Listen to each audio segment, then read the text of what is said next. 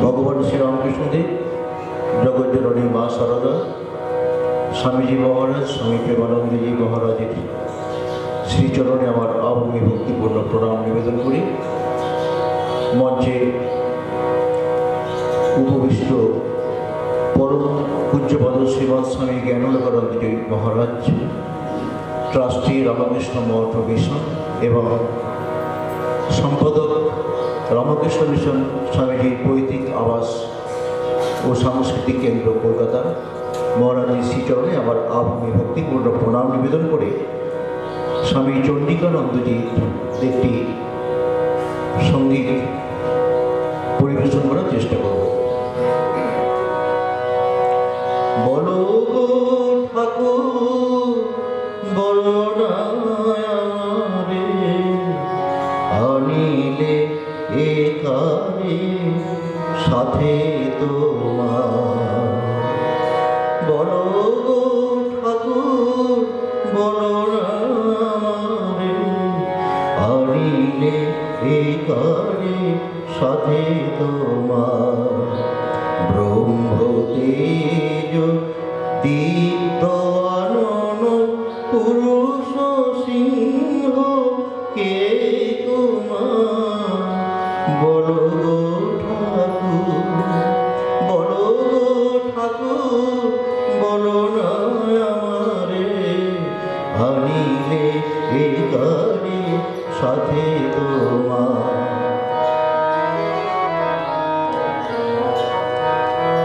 वीरेश्वर अमित वीर्य सुरसेनापति जिनिया सूर्य। वीरेश्वर अमित वीर्य सुरसेनापति जिनिया सूर्य। ज्ञाने गुरियान तापस प्रधान प्रेमे भासमान नयन तार। बोलो गो ठाकुर बोलो गो ठाकुर बोलो ना आमारे आनिले एकारे साथे तोमार। त्यागे सुखदेव प्रेमेते नारद बुद्धेर मतो हृदय ज्ञाने शिव गुरु शंकर सम से ज्ञान लुटाय गदे तोमार। हुंकारे जार कावे त्रिभुवन से ज्ञान मांगेছে তোমার শরণ। हुंकारे जार कावे त्रिभुवन से কেন মাগিছে তোমার শরণ। তোমারই আশীষ করিয়া ধারণ সে কি ধরিবে ধরার ভার। বলো গো ঠাকুর বলো গো ঠাকুর বলো না আমারে আনিলে একারে সাথে তোমার। ব্রহ্ম তেজ দীপ্ত আনন পুরুষ সিংহ কে তোমার। বলো গো ঠাকুর।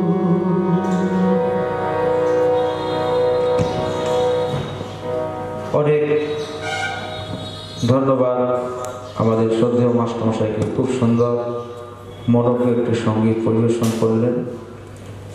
এখন আমাদের বিশেষ যে বক্তব্যের যে অনুষ্ঠান, আমাদের পরম শ্রদ্ধেয় পূজনীয় শ্রীমৎ স্বামী জ্ঞানলোকানন্দজি মহারাজ, ওনার বক্তব্য আমরা এখন শ্রবণ করব।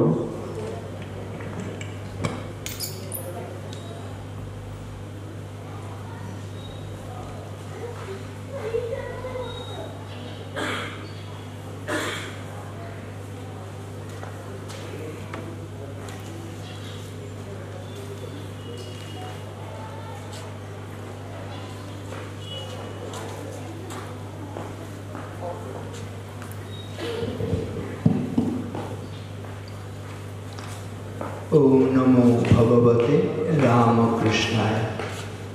भगवान श्री रामकृष्णदेव, जुग जननी शारदा देवी, जुगाचार्य स्वामी विवेकानंद एवं प्रेमानंदजीर चरणे भूलुंठित प्रणाम निवेदन करी भक्तिपूर्ण साष्टांग प्रणाम जानाई परम पूज्यपाद श्रीमद स्वामी वशिष्ठानंदजी महाराज जी चरणे अध्यक्ष रामकृष्ण मठ आठपुर महाराज जी कृपा करे आमाके प्रति बछर एखाने आसार एक दुर्लभ सुयोग करे दिच्छेन। सारा बछर अपेक्षा करे थाकी कबे এই দিনটি আসবে, এখানে आसार दुर्लभ सौभाग्य लाभ करे धन्य हब। महाराज जी के अनेक अनेक शतकोटी प्रणाम निवेदन करी।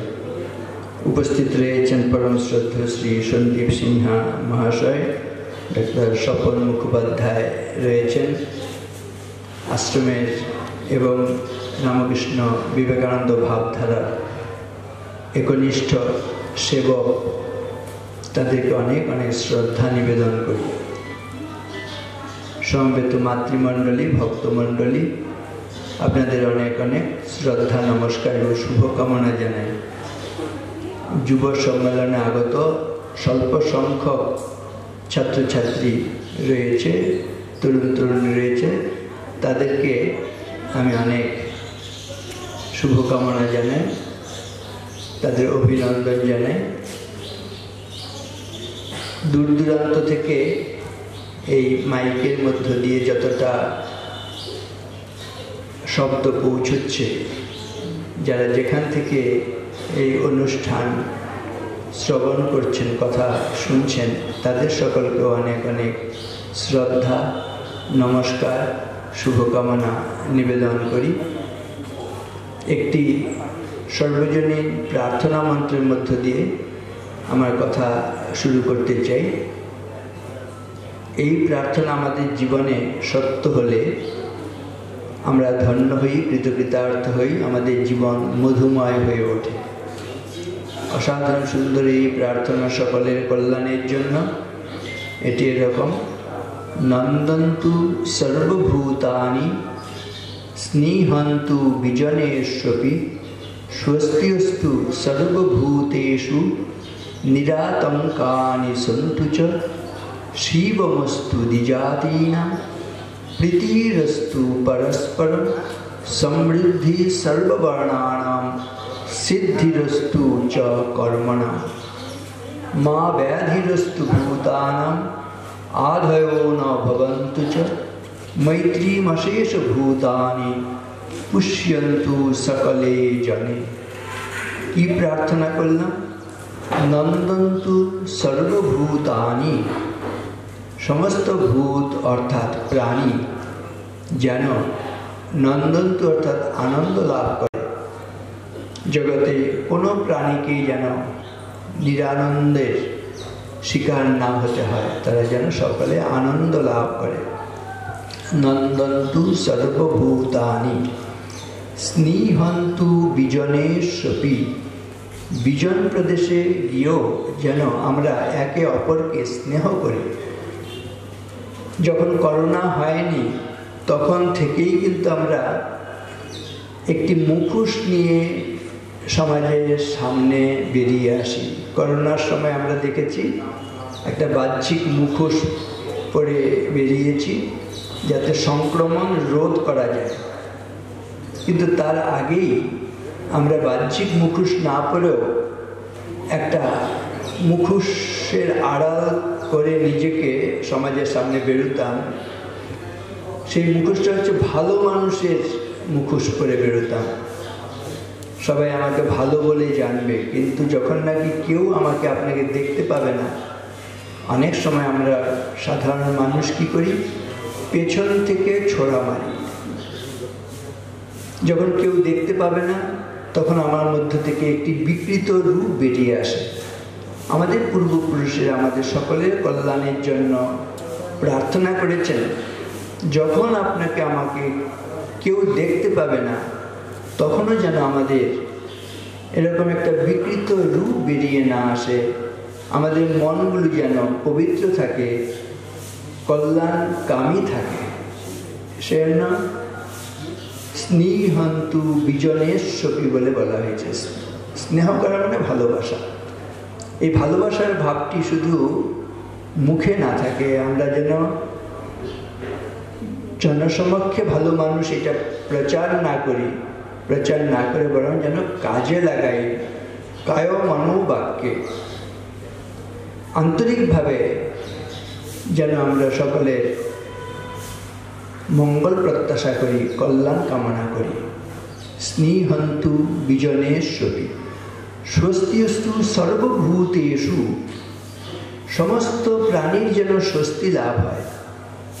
আপনি শুধু স্বস্তি লাভ করলে হবে না, 2 জন 5 জন স্বস্তি লাভ করলে হবে না, প্রত্যেকের স্বস্তি নিশ্চিত করতে হবে। এখানে যত ভালো আলোচনাই হোক না কেন, দেখবেন যদি একজন মানুষও হঠাৎ করে অসুস্থ হয়ে পড়েন, কেউ হয়তো মাথা ঘুরে পড়ে গেল বা কোনো একটা বিপদে পড়ল, যত ভালো আলোচনা হোক, সঙ্গীত হোক, আমাদের মনোযোগ কিন্তু আলোচনা সঙ্গীতের মধ্যে থাকবে না। যে মানুষটি অসুস্থ হয়ে পড়েছে, যার মধ্যে অস্বস্তির কারণ ঘটেছে, তার দিকে আমাদের মনোযোগ চলে যাবে।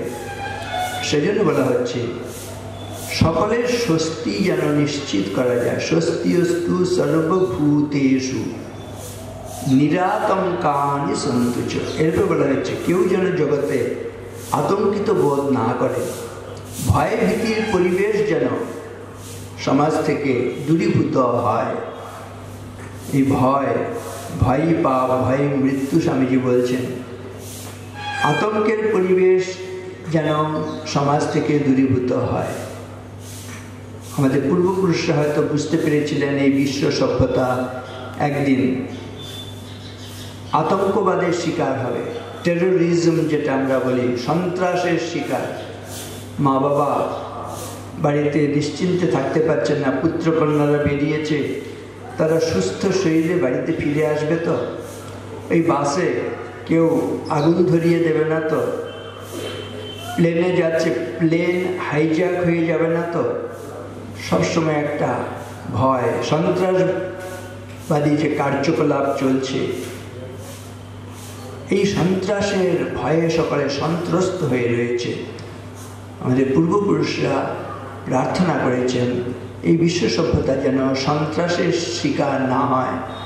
বলা হচ্ছে নিরাতঙ্কানি সন্তুচ, প্রত্যেকে যেন আতঙ্কের পরিবেশ থেকে রক্ষা পায়, সন্ত্রাসের হাত থেকে তাদের জন্য রক্ষা। নিরাতঙ্কানি সন্তুচ।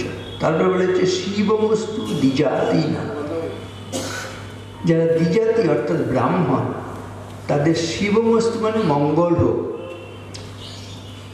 দ্বিজাতি আসলে ব্রাহ্মণ আমরা বলি, কিন্তু শুধু পৈতি হলেই কি ব্রাহ্মণ হয়? না, বলা হচ্ছে যে কোনো দেশে, যে কোনো ধর্মে যারা সংযত জীবনযাপন করেন, পবিত্র জীবনযাপন করেন, তারাই কিন্তু প্রকৃত ব্রাহ্মণ। ব্রহ্ম জানাতি ব্রাহ্মণ, জন্মনা জায়তে শূদ্র, সংস্কারাৎ দ্বিজ উচ্যতে, বেদ পাঠী ভবেদ বিপ্র, ব্রহ্ম জানাতি ব্রাহ্মণ।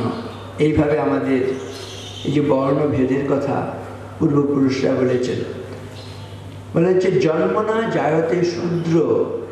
আমরা যখন জন্মগ্রহণ করি, কিভাবে জন্মগ্রহণ করি? জৈবিক উপায়ে জন্মগ্রহণ করি। এই জৈবিক উপায়ে যাদের জন্ম তারা সবাই শূদ্র ছাড়া কিছু নয়। জন্মনা জায়তে শূদ্র, সেজন্য বলা হচ্ছে জন্মসূত্রে আমরা সকলেই শূদ্র। জন্মনা জায়তে শূদ্র। সংস্কারা দ্বিজ উচ্চতে। সংস্কার মানে আসলে যখন উপবিত সংস্কার হয়, পৈতে হয় একটা বয়সের পরে ব্রাহ্মণদের, বলছে তখন তারা সংস্কারা দ্বিজ উচ্চতে, দ্বিতীয়বার তাদের জন্ম হলো, তারা দ্বিজ হলো, তাদেরকে উপবিত সংস্কার করা হয়। সংস্কারা দ্বিজ উচ্চতে। বেদ পাঠই ভবেদ বিপ্র। আর যখন নাকি বেদ পাঠ করার যোগ্যতা আসে, আমাদের মধ্যে অধিকার আসে, তখন আমরা বিপ্র হই। আর ব্রহ্ম জানাতি ব্রাহ্মণ, যখন নাকি আমরা ব্রহ্ম জ্ঞান লাভ করতে পারি, ঈশ্বর তত্ত্ব আত্মজ্ঞান লাভ করতে পারি, তখন আমরা হচ্ছে সত্যিকারে ব্রাহ্মণ হই। আমাদের লক্ষ্য কিন্তু এই শূদ্রত্ব ঘুচিয়ে ব্রাহ্মণত্বে উন্নীত হওয়া। স্বামীজি ধর্মের সংজ্ঞায় বলছেন, religion is an idea which is raising a brute unto a man and man unto a God. ধর্ম হচ্ছে এমন একটি ভাব যা পশুকে মানুষে এবং মানুষকে দেবতায় পরিণত করে। জৈবিকভাবে আমরা প্রত্যেকেই তাহলে শূদ্র। এই শূদ্রত্ব থেকে আমাদের ব্রাহ্মণত্বে উন্নীত হওয়া। From brute man to Buddha man, পশু মানবত্ব থেকে আলোকিত ব্যক্তিত্ব বুদ্ধ মানবত্বের পথে আমাদের যাত্রা। এনলাইটেন্ড সিটিজেন হওয়া, এটি আমাদের জীবনের লক্ষ্য। আপনারে দ্বীপ করি জালো, দুর্গম সংসার পথে অন্ধকারে দিতে হবে আলো। সত্য লক্ষ্যে যেতে হবে, অসত্যের বিঘ্ন করি দূর। জীবনের বিনা তন্ত্রে বেসুরে আনিতে হবে সুর। চারিদিকে তাকালে দেখবেন কেমন যেন বেসুরু বেতালা চলছে। কেন? মা যেন মায়ের মতন আচরণ করছে না, পিতা পিতার ধর্ম ভুলে গেছে, স্বামী স্বামীর কর্তব্য করছে না, স্ত্রী স্ত্রীর যে ধর্ম সেটি পালন করছেন না, পুত্র পুত্রের মতন আচরণ করছে না, কন্যা কন্যার মতন আচরণ করছে না, শিক্ষক শিক্ষকের মতন আচরণ করছে না, ডাক্তার ডাক্তারের মতন আচরণ করছে না, অধ্যাপক অধ্যাপকের মতন আচরণ করছে না, ব্রহ্মচারী ব্রহ্মচারীর মতন আচরণ করছে না, গৃহস্থ গৃহস্থের কর্তব্য ভুলে গেছে, বানপ্রস্থি আশ্রমে যিনি রয়েছেন তার যে ধর্ম রয়েছে সেটা তিনি পালন করছেন না, সাধু সন্ন্যাসীর ধর্ম পালন করছে না। এরকম হলে সমাজটা দাঁড়ায় কোথায় বলুন? সেই জন্য আমাদের প্রত্যেকের জীবনের একটি ধর্ম আছে। এই যে ভগবান আসেন ধর্ম স্থাপনার জন্য, এই ধর্ম কি হিন্দু ধর্ম, খ্রিস্টান ধর্ম, বৌদ্ধ ধর্ম, জৈন ধর্ম না, এগুলো চাইতেও বলবো মায়ের ধর্ম, পিতার ধর্ম, স্বামীর ধর্ম, স্ত্রীর ধর্ম, পুত্রের ধর্ম, কন্যার ধর্ম, এগুলো হচ্ছে আমাদের বেশি করে বুঝতে হবে। সেজন্য বলা হয় সধর্ম কর্ম বিমুখা কৃষ্ণ কৃষ্ণেতি বালিন তে হরের দেশিন মূঢ়া ধর্মার্থম জন্ময়তে হরি। হরি যে মাঝে মাঝে আসেন এই পৃথিবীতে অবতীর্ণ হন, কেন? যাতে ধর্ম পালন হয়। ধর্ম আসলে যা রক্ষা করে সেটা ধর্ম, যেটা ধ্বংস করে সেটা ধর্ম নয়। মা যদি মায়ের মতন আচরণ না করেন তাহলে কিন্তু ধ্বংস অনিবার্য। পিতা পিতার মতন আচরণ না করলে ধ্বংস অনিবার্য। সেজন্য মা যাতে মায়ের মতন আচরণ করেন, পিতা পিতার মতন আচরণ করবে, স্বামী স্বামীর ধর্ম পালন করবে, স্ত্রী স্ত্রীর কর্তব্য পালন করবেন, পুত্র পুত্রের মতনই আচরণ করবেন। এগুলো হচ্ছে আমরা বলবো সত্যিকারের ধর্ম। প্রত্যেকের জন্য ধর্ম নির্ধারিত রয়েছে। শ্রীরামকৃষ্ণ যদি কেউ নিজের কর্তব্য প্রতিপালন না করেছে তাকে তিরস্কার করেছেন, এত কঠোর ভাষায় তিরস্কার করেছেন। যখন নাকি জানতে পারলেন প্রতাপের ভাই বলছে সে এসেছিল, সে সংসার করেছে, সংসার করে স্ত্রী পুত্রকে শ্বশুর বাড়িতে রেখে দিয়েছে। ঠাকুর শুনে কি বলছেন সেটা উচ্চারণ করা যাবে না, একেবারে গ্রামের কাঁচা বাংলায় ঢয়েকার ম দন্ত নয় একা, তারপরে তালবস্য একা, তারপরে লয় একা। এই বলে একদম হুগলির কামারপুকুরের গ্রামের ভাষায় তাকে গালাগাল দিচ্ছেন যে এরকম করলে কীরকম করে হবে। সেই জন্য এটা শাস্ত্রের মধ্যে রয়েছে, স্বধর্ম কর্ম বিমুখা কৃষ্ণ কৃষ্ণেতি বাদিন তে হরের দেশিন মূঢ়া ধর্মার্থম জন্ময়তে হরি। যে ধর্ম পালন করে না, নিজের দায়িত্ব পালন করে না, কর্তব্য পালন করে না, সে মূর্খ ছাড়া কিছু নয়। সে যদি হরিনামও করে, কৃষ্ণের নামও করে, আর যদি দায়িত্ব পালন না করে, কর্তব্য পালন না করে, তাহলে সেই হরিকে, কৃষ্ণকে হরিনাম করে, কৃষ্ণ নাম করে বিদ্বেষ করছে। অসাধারণ ভাবনা দেখুন, স্বধর্ম কর্ম বিমুখা। নিজের ধর্মকর্ম কর্তব্য পালন করছে না যারা, স্বধর্মকর্ম বিমুখ, স্বধর্মকর্ম বিমুখা, কিন্তু কৃষ্ণ কৃষ্ণেতি বাদিন, কিন্তু জপ করছে কৃষ্ণ কৃষ্ণ, নিজের কর্তব্য পালন করছে না, দায়িত্ব পালন করছে না, কিন্তু কৃষ্ণ কৃষ্ণ জপ করছে। বলছে তে হরের দেশিন, তারা হচ্ছে হরি বিদ্বেষী। কৃষ্ণ নাম জপ করলেও, হরিনাম জপ করলেও সে কৃষ্ণ বিদ্বেষী ছাড়া কিছু নয়।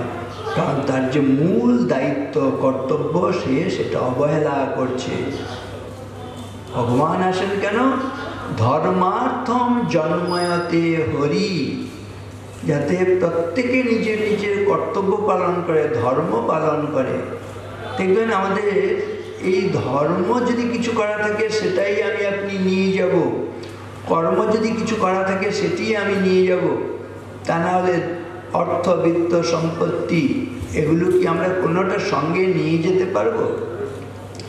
শাস্ত্র বলে বিত্তানি ভূমৌ পশবশ্চ গোষ্ঠে ভার্যা গৃহদ্বারে স্বজন শ্মশানে দেহশ্চিতায়াম পরলোক মার্গে ধর্মানুগো গচ্ছতি জীব এক এব কর্মানুগো গচ্ছতি জীব এক এব।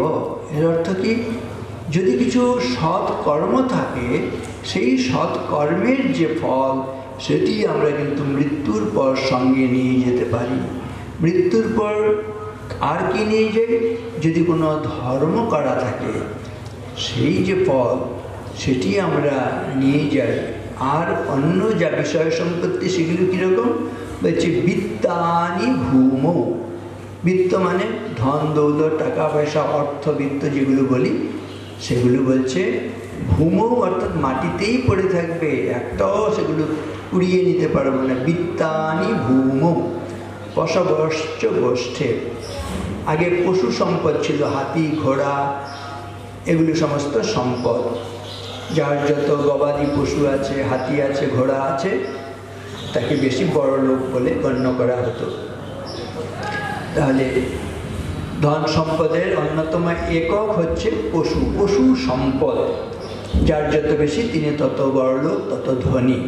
কিন্তু বলছি পশুরা সব পশুশালাতেই পড়ে থাকবে। কোনো পশুকে, কোনো হাতি ঘোড়াকে কেউ সঙ্গে নিয়ে যেতে পারবে না। সে জন্য পশবশ্চ গোষ্ঠে। গোষ্ঠে মানে আসলে হচ্ছে যেমন গোশালা, গোয়াল ঘর, গরুরা গোয়াল ঘরে থাকে, বলছে ওই গোয়ালেই পড়ে থাকে। গোয়াল থেকে একটা গরুকেও মৃত্যুর সময় বা মৃত্যুর পরে কেউ সঙ্গে নিয়ে যেতে পারবে না। হস্তিশালায় হস্তি রয়েছে, ঘোড়া রয়েছে, ঘোড়শালে না, সব পশুরা, হাতি ঘোড়া গবাদি পশু সব পশুশালাতেই থাকবে, কাউকে নিয়ে যেতে পারবে না। সেটা পশবশ্চ, পশব মানে আসলে নানান রকম পশুর কথা বলা হচ্ছে। কোনো পশুকেই আমরা সঙ্গে নিয়ে যেতে পারবো না মৃত্যুর পরে। পশবশ্চ গোষ্ঠে। আর কি? ভার্যা গৃহদ্বারে। স্ত্রী যে এত প্রিয় মানুষের, অর্ধাঙ্গিনী বলা হয়, সহধর্মিনী বলা হয়। শরীর চলে গেলে, স্বামীর মৃত্যু হলে স্ত্রী কত দূর যাবে? বলছে বড় জোর তিনি চৌকাঠ পর্যন্ত এগিয়ে দেবেন, তার বেশি তো এগিয়ে দিতে পারবেন না। সেটা বলা হচ্ছে ভার্যা গৃহদ্বারে। ভার্যা হচ্ছে স্ত্রী, কত দূর যাবেন? গৃহদ্বার পর্যন্ত, চৌকাঠ পর্যন্ত, বড়জোর গেট পর্যন্ত তিনি যাবেন মৃতদেহের সঙ্গে, তার বেশি তিনি এগোন না। ভারিয়া গৃহদ্বারে আর স্বজন শ্মশানে। স্বজন অর্থাৎ আত্মীয় পরিজন। আত্মীয় পরিজন কতটা দূর পর্যন্ত যান একটা মানুষের মৃত্যু হলে? না, তিনি বড়জোর শ্মশান পর্যন্ত যান। হরি বল বলতে বলতে, এই সেদিনও দেখলাম খই চেটাতে চেটাতে গাড়িতে বসে হরি বল বলতে বলতে যাচ্ছে।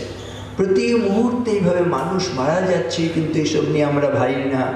বলেছে অহনি অহনি ভূতানি গচ্ছন্তি যম মন্দিরম শেষা স্থিরত্বমিচ্ছন্তি কিমাশ্চর্যমত পরম। প্রতি মুহূর্তে মানুষ মারা যাচ্ছে, আমরা চোখের সামনে দেখছি, শুনছি, কিন্তু এসব নিয়ে আমরা একদম পরোয়া করছি না, একদম ভাবছি না। ভাবছি ওটা যার হয়েছে হয়েছে, আমি তো বেশ দিব্যি আছি, ভালোই আছি। কিন্তু আমার আপনারও এই মুহূর্তেই সেই অন্তিম দশা চলে আসতে পারে। বলছি আশ্চর্য ব্যাপার, জগতের সবচেয়ে আশ্চর্য ব্যাপার এটাই। যুধিষ্ঠির উত্তরে বলেছিলেন, সেই ধর্ম যখন নাকি প্রশ্ন করেছিলেন যে সবচেয়ে জগতে আশ্চর্য কি না, প্রতি মুহূর্তে মানুষ মৃত্যুবরণ করছে, জমালয়ে প্রবেশ করছে, কিন্তু যারা বেঁচে আছে তারা ভাবছে আমি বেশ আছি, আমার এতে কোনো দুশ্চিন্তা নেই, কোনো ভাবনার কিছু নেই। বলে এর চাইতে বড় আশ্চর্য কিছু নেই। অহনি অহনি ভূতানি গচ্ছন্তি যম মন্দিরম শেষা স্থিরত্বমিচ্ছন্তি। আমরা যারা বেঁচে আছি আমরা বলছি আমরা স্থির আছি, আমাদের মৃত্যু নেই, আমাদের কোনো ধ্বংস নেই, এরকম একটা মনোভাব নিয়ে আমরা চলছি। কিন্তু বিচার করলে দেখা যাবে না, এই মুহূর্তেই শরীর চলে যেতে পারে। আয়ুর নশ্যতি পশ্যতাম প্রতিদিনম জাতি ক্ষয়ম যৌবনম প্রত্যায়ান্তি গতা পুনর্ন দিবসা কালো জগৎ ভক্ষক লক্ষ্মী স্তোয় তরঙ্গ ভঙ্গ চপলা বিদ্যুচ্চলম জীবনম তস্মান মাম শরণাগতম শরণদ ত্বম রক্ষ রক্ষাধুনা। কি অসাধারণ সুন্দর বিচারের কথা বলছি। আয়ুর নশ্যতি পশ্যতাম প্রতিদিনম, প্রতিদিন দেখছি আয়ু চলে যাচ্ছে, তাই না? আয়ু সূর্য মোর বহিতেছে পাটে, কোথা ব্রহ্মময়ী এসো তুমি ছুটে।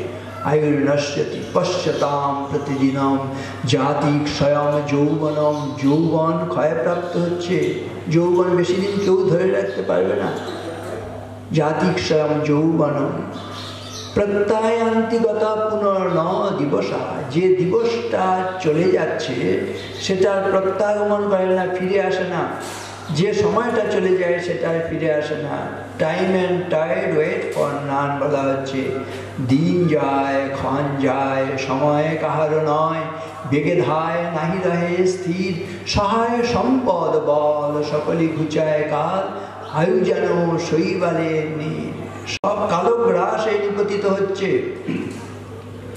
কালো পচতি ভূতানি কালো সংহরতে প্রজাহ, কালো সুপ্তেষু জাগর্তি কালো হি দুরতিক্রম। কালের হাত থেকে কারো রক্ষা পাবার উপায় নেই। কালো পচতি ভূতানি, সমস্ত ভূত অর্থাৎ প্রাণীকে কাল হচ্ছে কালো গ্রাসে নিপতিত করছে। কালো পচতি ভূতানি কালো সংহরতে প্রজা, যত সৃষ্ট জীব আছে কাল তাকে হচ্ছে সংহার করছে, ধ্বংস করছে। কাল সংহরতে প্রজা, কালো সুপ্তেষু জাগর্তি, ঘুমিয়ে থাকলেও আমি আপনি ঘুমিয়ে থাকলেও কাল ঘুমন না, কালের চোখে ঘুম নেই। সুপ্তেষু জাগর্তি, আমরা সবাই ঘুমিয়ে থাকলেও কাল জেগে রয়েছে। কালো হি দুরতিক্রম, কালকে অতিক্রম করার সাধ্য কারণে বলা হয়েছে মাতুল যস্য গোবিন্দ পিতা স্বয়ং ধনঞ্জয় সোপি কালবশোগত কালো হি দুরতিক্রম।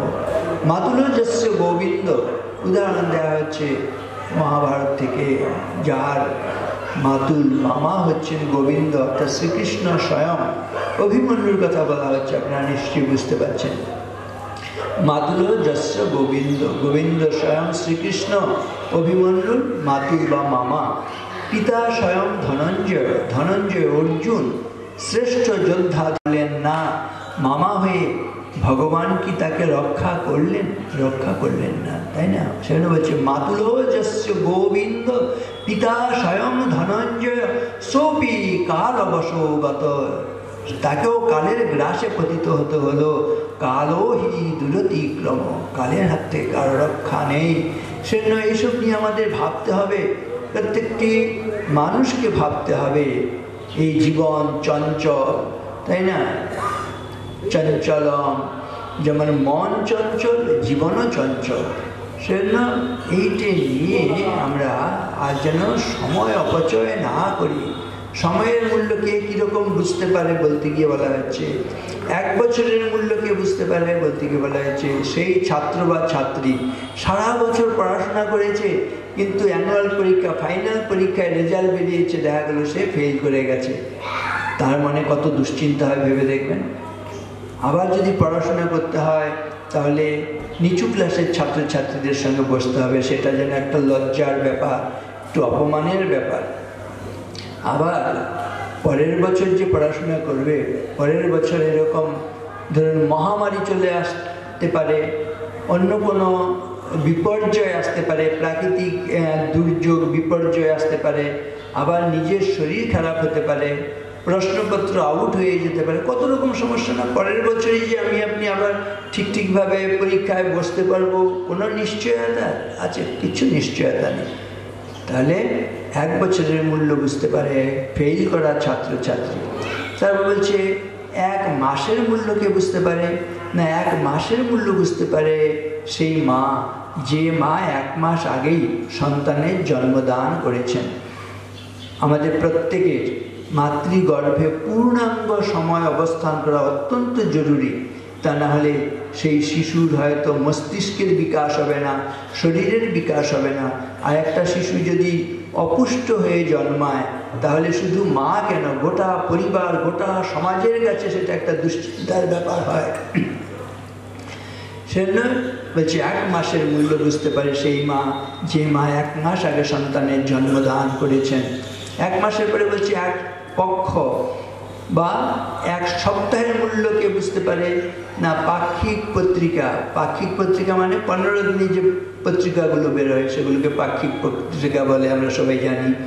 আর সাপ্তাহিক পত্রিকা মানে 7 দিন পর পর যে পত্রিকাগুলো বেরোয়। বলছে এই পাক্ষিক পত্রিকা এবং সাপ্তাহিক পত্রিকার সম্পাদক বুঝতে পারেন 1 পক্ষ বা 15 দিনের মূল্যগত বা 1 সপ্তাহের মূল্যগত। 15 দিনের মধ্যে একটা পত্রিকা বার করা কিন্তু চারটিখানি কথা না। যারা লেখক তাদের কাছ থেকে লেখা সংগ্রহ করতে হবে। বিশিষ্ট মানুষদের লেখা যদি আমরা নিই, সেটা যদি আবার বিশিষ্ট যতই হন, সবসময় লেখা তো সমান মানের হয় না।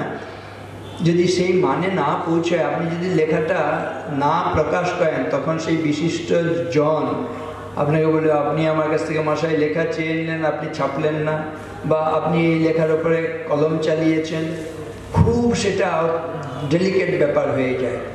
তারপরে হচ্ছে ধরুন বিজ্ঞাপন সংগ্রহ করতে হবে, প্রেসে যেতে হবে, কম্পোজ করতে হবে। সেই যে প্রেসে সেখানে ধর্মঘট হয়ে যেতে পারে, সেখানে ইলেকট্রিসিটি প্রবলেম হতে পারে, প্রিন্টারের প্রবলেম হতে পারে, কত রকম সমস্যা। প্রুফ রিডিং ঠিক মতন করতে হবে, সব যারা এই পত্রিকার সঙ্গে যুক্ত সবাইকে সুস্থ থাকতে হবে। কিন্তু যদি 15 দিনের মধ্যে পত্রিকাটি আপনি প্রকাশ করে পাঠকের কাছে তুলে দিতে না পারেন, বা সাপ্তাহিক পত্রিকা যেটি বেরোনোর কথা হয়তো রবিবার করে বেরোবে, সেই রবিবার যদি পাঠকের কাছে সেই পত্রিকা তুলে দিতে না পারেন, তাহলে পত্রিকাটা কিন্তু বেশি দিন চলবে না। তাহলে সেজন্য বলা হচ্ছে 1 সপ্তাহের মূল্যকে বুঝতে পারেন বা 1 পক্ষের মূল্যকে বুঝতে পারেন সাপ্তাহিক পত্রিকা বা পাক্ষিক পত্রিকার সম্পাদক। তারপরে বলছে 1 দিনের মূল্যকে বুঝতে পারে। 1 দিনের মূল্য বুঝতে পারে বলছে দিন মজুর, যিনি কাজ পাননি। যদি তিনি কাজ পেতেন তাহলে তার 300 টাকা 400 টাকা যেটা দিন মজুর হিসেবে তিনি পান, সেটা পেয়ে সন্ধ্যার সময় তিনি চাল ডাল তেল নুন কিনে নিয়ে বাড়ি যাবেন। কিন্তু তিনি কাজ পেলেন না, কি করে পরিবারের ভরণ পোষণ হয়? বাড়ির সকলে বসে আছে, গৃহকর্তা উপার্জন করে এইসব নিত্য প্রয়োজনীয় সামগ্রী চাল ডাল তেল নুন কিনে বাড়ি ফিরবেন, তখন তাদের রান্নাবান্না হবে, ক্ষুণ্ণবৃত্তি হবে। কিন্তু তিনি কাজ পেলেন না, কি করে তাদের ক্ষুণ্ণবৃত্তি হয়, কি করে তাদের সংসারটা চলে? তাহলে একদিনের মূল্য বুঝতে পারেন দিন মজুর যিনি কাজ পাননি। একদিনের পরে বলছে 1 ঘন্টার মূল্যকে বুঝতে পারেন না, 1 ঘন্টার মূল্য বুঝতে পারেন সেই যাত্রী বা সেই ব্যক্তি যিনি কারোর জন্য অপেক্ষা করে রয়েছেন। হয়তো কথা হয়েছে যে 4টের সময় তুমি ওখানে আসবে, একজন গিয়ে বসে আছেন 3টে থেকে, 3টে বাজে, 3:30 বাজে, 3:45, 4টে বেজেছে, এখনও আসছেন না। এক একটা সেকেন্ড তার কাছে এক একটা ঘন্টা বলে মনে হচ্ছে। তাহলে কেউ কারোর জন্য অপেক্ষা করে থাকলে তিনি বুঝতে পারেন 1 ঘন্টার মূল্য কত। 1 ঘন্টার পর বলছে 1 মিনিটের মূল্যকে বুঝতে পারেন। আপনি দৌড়ে দৌড়ে হয়তো এখান থেকে কাছাকাছি কি স্টেশনে গেলেন, হরিপালে গেলেন, দেখছেন ট্রেনটা জাস্ট চলে যাচ্ছে, আর 1 মিনিট আগে এলে আপনি ট্রেনটা ধরতে পারতেন। এবারে হচ্ছে 1 মিনিটের পরে 1 সেকেন্ডের মূল্যকে বুঝতে পারেন। বলছে 1 সেকেন্ডের মূল্য বুঝতে পারেন অলিম্পিকে যিনি 2য় পদক পেয়েছেন, রৌপ্য পদক পেয়েছেন, আর 1 সেকেন্ড ভালো সময় করতে পারলে তিনি বিশ্বের দ্রুততম ব্যক্তি হয়ে যেতেন। তাহলে এইভাবে সময় সম্বন্ধে আমাদের সচেতন করা হচ্ছে। তাহলে 1 বছরের মূল্য, 1 মাসের মূল্য, 1 পক্ষ বা 1 সপ্তাহের মূল্য, 1 দিনের মূল্য, 1 মিনিটের মূল্য, তার আগে 1 ঘন্টার মূল্য, 1 সেকেন্ডের মূল্য। দেখুন প্রতিটি সময় আপনি দেখবেন বিশ্ব প্রকৃতিতে কেউ সময় নষ্ট করছে না, আমরা মানুষ সময় নষ্ট করছি। সময় নষ্ট করে না কোনো পশু পাখি কীট পতঙ্গ। আমরা সেই কবিতাটি জানি, মৌমাছি কি সময় নষ্ট করে? মৌমাছি সম্বন্ধে বলা হয়েছে, মৌমাছি মৌমাছি কোথা যাও নাচি নাচি, দাঁড়াও না একবার ভাই, ওই ফুল ফোটে বনে, যাই মধু আহরণে, দাঁড়াবার সময় তো নয়। ছোট পাখি কি সময় নষ্ট করে? সেও সময় নষ্ট করে না। ছোট পাখি কিচিমিচি ডাকি ডাকি, কোথা যাও বলে যাও শুনি, এখন না কব কথা আনিয়াছি তৃণলতা, আপনার বাসা আগে বনি। তাহলে ছোট পাখিও সময় নষ্ট করছে না। আর দেখবেন পিপিলিকা কি সময় নষ্ট করছে? পিপিলিকাও সময় নষ্ট করছে না। সেই কবিতার লাইন, পিপিলিকা পিপিলিকা দলবল ছাড়ি একা, কোথা যাও যাও ভাই বলি, শীতের সঞ্চয় চাই, খাদ্য খুঁজিতেছি তাই, 6 পায়ে পিল পিল চলি। এইভাবে আমাদের দেখছি বিশ্ব প্রকৃতিতে কেউ সময় নষ্ট করছে না, অথচ আমরা মানুষই কিন্তু সময় নষ্ট করছি, অপচয় করছি। এটা হলে জীবন নষ্ট। একটি সুন্দর কথা বলা হয়, time wasted is life wasted, time management is life investment. Time wasted is life wasted. Time wasted অর্থাৎ সময় নষ্ট। সময় নষ্ট করা আর জীবন নষ্ট করার মধ্যে কোনো পার্থক্য নেই। সেজন্য এ সম্বন্ধে আমাদের খুব সজাগ সচেতন থাকতে বলা হচ্ছে। আর আমরা টাইম কিসে দেখি? ঘড়ি থেকে টাইম দেখি। ঘড়ি ইংরেজি কি? Watch, WATCH, watch. ওয়াচ একটি ফর্মুলা আছে। আমাদের জীবনকে ভালো রাখার জন্য যেমন সময়ের প্রতি আমাদের নজর রাখতে হবে, সময় যাতে অপচয় না হয়। আর ওয়াচ কথার আরেকটা অর্থ হচ্ছে দেখা বা লক্ষ্য করা। কোন কোন জিনিসের প্রতি লক্ষ্য রাখতে হবে, তবে আমাদের জীবন সুন্দর হবে, সার্থক হবে, সফল হবে, মধুময় হবে। কখন না, ওয়াচ ফর্মুলা মনে রাখতে হবে। কতগুলো জিনিস লক্ষ্য করতে হবে। ওয়াচ ফর্মুলা বলা হয় W for word, A for action, T for thought, C for character, H for habit. এই কয়েকটা জিনিস। W ফর ওয়ার্ড, কি কথা বলছি সেদিকে যেন লক্ষ্য রাখি। A হচ্ছে অ্যাকশান, কি কাজ করছি সেদিকে লক্ষ্য রাখি। T হচ্ছে থট, মানে কি চিন্তা করছি সেদিকে লক্ষ্য রাখি। C হচ্ছে ক্যারেক্টার, চরিত্রটা কেমন সেদিকে লক্ষ্য রাখি।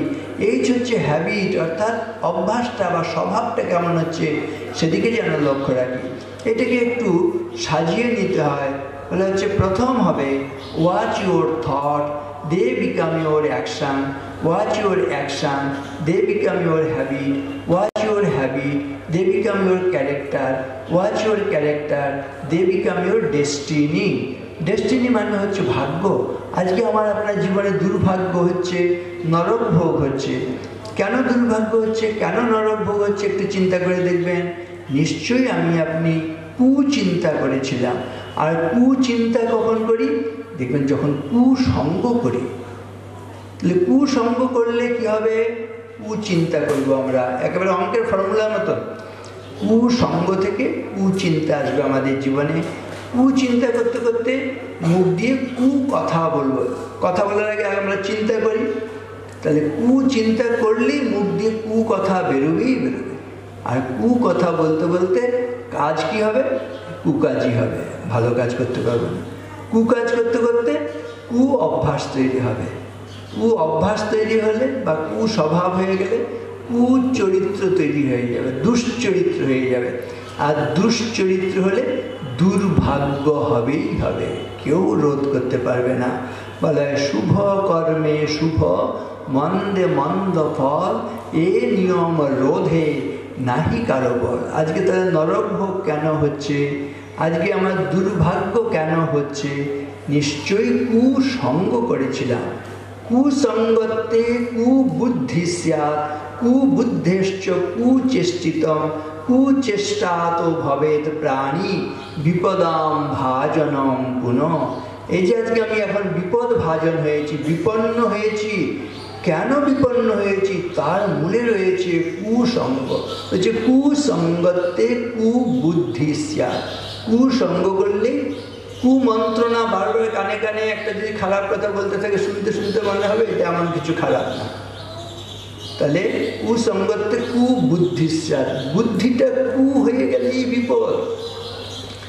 দেখবেন এই যে আগেই বলেছিলাম যে মা মায়ের মতন যদি না করেন, পিতা পিতার মতন আচরণ না করেন, স্বামী স্বামীর ধর্ম পালন না করেন, পুত্র পুত্রের ধর্ম পালন না করেন, স্ত্রী স্ত্রীর কর্তব্য পালন না করেন, কেন এটা হয়? যখন বুদ্ধিটা মলিন হয়ে যায় তখন আমরা আমাদের কর্তব্য ভুলে যাই, তাই না? সেজন্য অদ্ভুত সুন্দর একটা প্রার্থনা করা হয়। সামনে সরস্বতী পূজা আসছে, সবাই মিলে একটু প্রার্থনা করবেন, তাহলে শুনতে শুনতে একটা ক্লান্তি বোধ চলে আসে। নিজেরা অ্যাক্টিভ পার্টিসিপেশন এলে সেই ক্লান্তিটাও দূর হয়। অথচ একটা সুন্দর অভ্যাস এবং সুন্দর একটা ভাবনা, একটা চিন্তা, একটা মনন আমাদের জীবনে আসে। হে বরদাত্রী দেবী সরস্বতী, আপনাকে প্রণাম নিবেদন করি। অহং নমামি বরদাম, আর কি জ্ঞানদাম ত্বাং সরস্বতী। যিনি জ্ঞানদাত্রী দেবী সরস্বতী তাকে প্রণাম করি। তাহলে যিনি বরদান করেন, যিনি জ্ঞান দান করেন, সেই দেবী সরস্বতীকে আমি প্রণাম নিবেদন করি। প্রণাম নিবেদন করি, কি প্রার্থনা করছি না? প্রয়চ্ছ, প্রয়চ্ছ মানে প্রদান করুন, দান করুন। প্রয়চ্ছ বিমলাম বুদ্ধি, বিমলা মানে শুদ্ধ বুদ্ধি, নির্মল বুদ্ধি। আমাকে শুদ্ধ বুদ্ধি প্রদান করো, নির্মল বুদ্ধি দান করো, যাতে বুদ্ধিটা মলিন না হয়। বুদ্ধি মলিন হলে মা মায়ের মতন আচরণ করবে না, বাবা বাবার মতন আচরণ করবে না, স্বামী স্বামীর মতন আচরণ করবে না, স্ত্রী স্ত্রীর মতন আচরণ করবে না। কেন আমরা সঠিক আচরণ করছি না, ধর্ম পালন করছি না? না বুদ্ধিটা মলিন হয়। সেই জন্য প্রার্থনা করেছি, প্রয়চ্ছ বিমলাম বুদ্ধি, আমাদের শুদ্ধ বুদ্ধি দাও, নির্মল বুদ্ধি দাও, স্বচ্ছ বুদ্ধি প্রদান করো। আর প্রসন্না ভব সর্বদা, তুমি আমাদের প্রতি প্রসন্না হও। তং বৈ প্রসন্না ভুবি মুক্তি হেতু। এই যে আমরা সংসারের বন্ধনে পড়ে কষ্ট পাচ্ছি, তো বন্ধন, পরাধীনতা, এগুলো হচ্ছে আমাদের কষ্টের কারণ। আমরা কত রকমভাবে পরাধীন। আমরা অর্থের দাসত্ব করছি, ইন্দ্রিয়ের দাসত্ব করছি, কত রকম দাসত্ব। এই দাসত্ব যেখানে, সেখানেই দুঃখ। সেজন্য এই বন্ধন, দাসত্ব আমাদের থেকে মুক্ত করো। অসাধারণ সুন্দর প্রার্থনা না? অহং নমামি বরদাম জ্ঞানদাম ত্বাম সরস্বতী, প্রয়চ্ছ বিমলাম বুদ্ধিম, প্রসন্না ভব সর্বদা। তুমি আমাদের শুদ্ধ বুদ্ধি দান করো। জগন্মাতার কাছে এরকম প্রার্থনা করা হয়। তং বৈষ্ণবী শক্তি অনন্ত বীরা বিশ্বস্য বীজম পরমাস মায়া সম্মোহিতম দেবী সমস্তমেত ত্বং বৈ প্রসন্না ভুবি মুক্তি হেতু। তিনি প্রসন্ন হলে আমাদের মুক্তি হয়, তা না হলে আমরা বন্ধনের মধ্যে পড়ে থাকি। ত্বং বৈষ্ণবী শক্তির অনন্ত বীর্য, তিনি অনন্ত বীর্য, অনন্ত শক্তির অধিকারিণী। তং বৈষ্ণবী শক্তি, বৈষ্ণবী শক্তির কোনো নাশ নেই। আমরা যদি সেই জগন্মাতার ধ্যান করি, আমাদের মধ্যে সেই শক্তিগুলো আসবে। আমরা প্রতি মুহূর্তে ভয়ে ভীত হচ্ছি, দুর্বল বোধ করছি, শক্তি কোত্থেকে আসবে?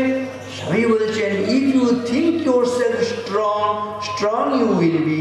If you think yourself weak, weak you will B.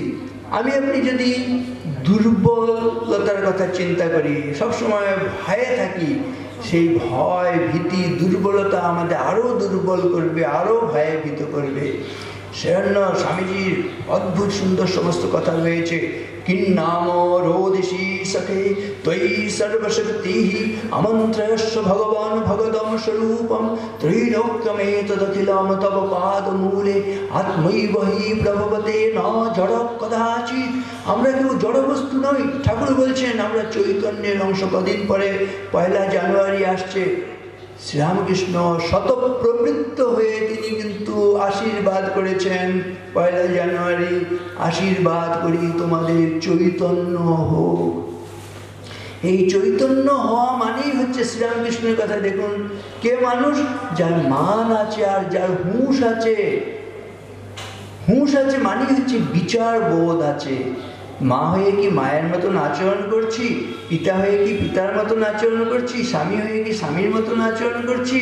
পুত্র কি পুত্রের ধর্ম পালন করছি?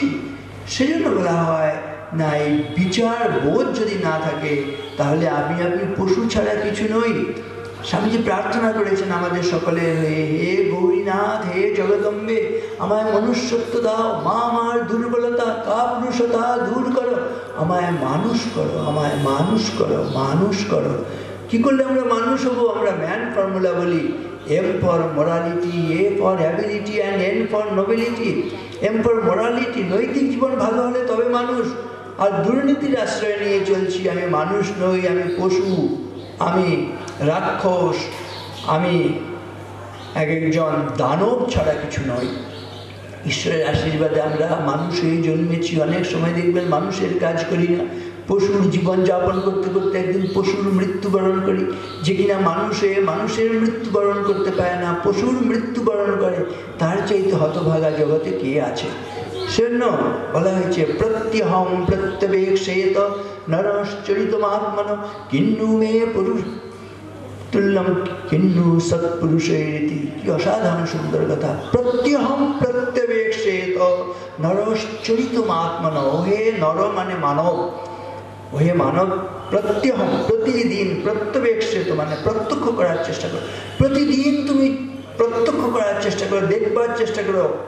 অন্য কে কি করছে সেদিকে দেখার দরকার নেই, তোমার নিজের চরিত্রের দিকে তুমি তাকাও, চরিত্রটাকে দেখো। তুমি যেভাবে জীবনযাপন করছো সেটা মানুষের জীবনযাপন করছো না পশুর জীবনযাপন করছো, মানুষের জীবনযাপন করছো না অসুরের মতন জীবনযাপন করছো, মানুষের জীবনযাপন করছো না দানবের মতন জীবনযাপন করছো, রাক্ষসের মতন জীবনযাপন করছো। আমরা দেখুন মানুষে জন্মালো, অনেক সময় মানুষের কাজ করি, আমি রাক্ষসের কাজ করছি। এখন আর চারিদিকে শিক্ষার বিস্তার হচ্ছে তো, কিন্তু দেখবেন একটা জিনিস, যে শিক্ষা যে চলছে, অশিক্ষিতরা জগতের বেশি ক্ষতি করছে না শিক্ষিতরা বেশি ক্ষতি করছে? চারিদিকে তাকালে দেখবেন অশিক্ষিতরা না শিক্ষিতরা? শিক্ষিতরা সমাজের সভ্যতার বেশি ক্ষতি করছে। যারা শিক্ষিত তারা সকলেই সাক্ষর, অক্ষর জ্ঞান আছে, তাই না? অ ক খ জানে, ABCD জানে, অক্ষর জ্ঞান আছে। তারা টিপ সই দিয়ে তাদের টাকা তুলতে হয় না, নাম একেবারে সুন্দর হস্তাক্ষরে সই করে টাকা তুলতে পারে, এদেরকে সাক্ষর বলা হচ্ছে। স্বাক্ষর কথাটার বহু বচন করলে হয় সাক্ষর থেকে সাক্ষরা।